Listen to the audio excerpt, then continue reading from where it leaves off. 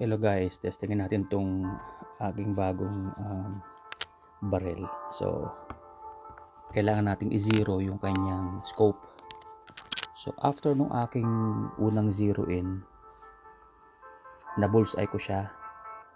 So, pero nung mga sumunod na try ko, medyo parang 1 centimeter higher siya. So, ang kailangan natin gawin dito is i-zero para umeksakto siya dun sa bullseye. So dito, hinahanap ko yung kung paano i-zero. Kumbaga medyo nangangapa pa ako dito sa aking scope. Itong laser ranging. So hindi yan. So pag bumalik ka dyan, dito sa menu. So kailangan puntahan natin yung freeze para makuha natin yung kanyang hindi gumagalaw yung rifle, kasi konting galaw lang ng rifle, malaki ang magiging pagbabago dun sa target.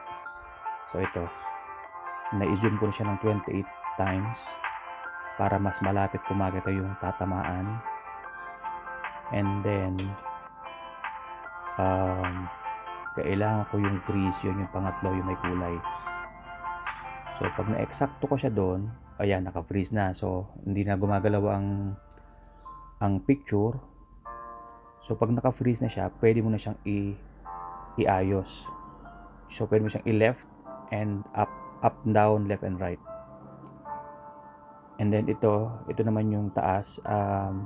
Balikan lang natin yung yards, 109 yards. Palitan natin yung profile kasi itong aking target na to is 9 yards lang or 322 inches. So itama lang muna natin to.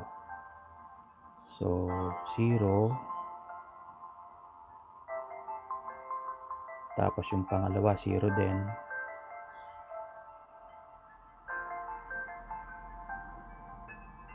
Yan, para maging 9 yards. So mababago ng profile. So meaning, pag ginamit mo siya sa mas malayo, may posibilidad na ang tama ng bala ay mas mababa. At kung mas malapit naman, ang tama ng bala ay baliktad. Pag mas malapit, ang tama ng bala ay mas mababa kasi ang scope natin nasa taas eh. So ito na yun. Kailangan natin siyang itaas kasi yung unang target ko mataas ang tama eh. So pag na-zero siya, kailangan itaas mo yung pinaka crosshair ang tawag dito, yung pinaka bullseye. So kailangan mong itaas lang kasi actually naitama ko na to kanina eh. Kaya nga lang meron pang konting difference.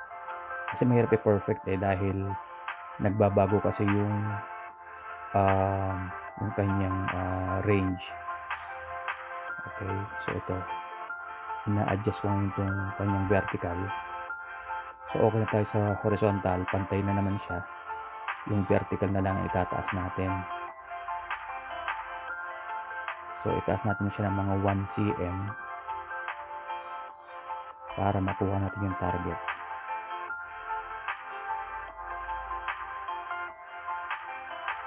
Yan, okay na siguro to. 1 cm. And then isi-save natin to sa kanyang profile, which is yung 9 yards. Actually itong target na to pwede to sa mga 50 to 100 yards. Kaya nga lang wala akong place para mag-target. So ito, na-save na natin. So ito na. Ang mangyayari ngayon, so i-exit ko lang tong menu. Yan, ito na yung pinaka natin, harapan. Mag-test ulit tayo.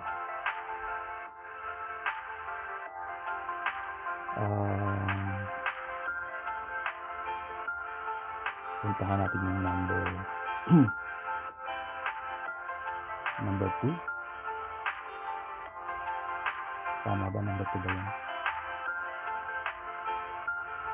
Medyo makalog kasi ang ginagamit ko monitor dito hindi yung mismong scope. Ginagamit yung monitor dito yung cellphone kasi nakaano siya eh, kaya medyo delayed siya. Pag kumanan siya ng konti, so yan, medyo mahirap itama dahil ang gamit ko dito ay yung phone ko, hindi yung mismong, kasi naka-record to eh, hindi yung mismong barrel. So ito, nakagitna na siya, konti pa sa 2. Konti pa, ayan na. Okay. So kung mapapansin nyo, medyo mababa pa ng konti. Hindi siya perfect, pero tama naman. Kung may babarilin ka, I'm sure sa full pa rin. Pero medyo mababa siya ng konti, ganggahibla. O, testing natin sa letter O para at least imakita natin kasi medyo crowded na yung linya dito eh. Tingnan natin yung letter O. Yung gawin natin bullseye yung gitna ng letter O. Kung mapapansin natin medyo mababa to, which is pwede pa naman siyang i-correct. Ito, malapit na. Ready? O yan, mababa talaga. Mababa siya ng isang bala. Siguro kung ang tatargetin mo ay itim ng mata, tatamaan pa rin yung itim ng mata pero medyo mababa na, hindi sa mismong gitna. So isa pa, testingin natin yung kanan.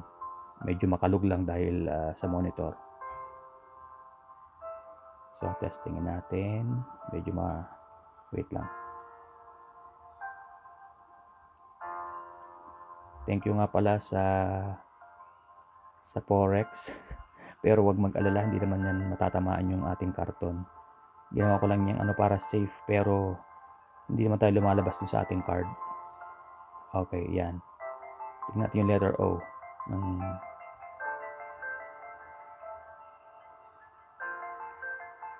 Konti pa.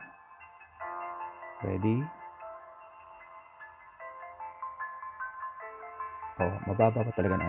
Mababa lang siya ng isang hibla. Isang bala lang ang pagitan. By the way, mamaya ipopost ko rin dito sa video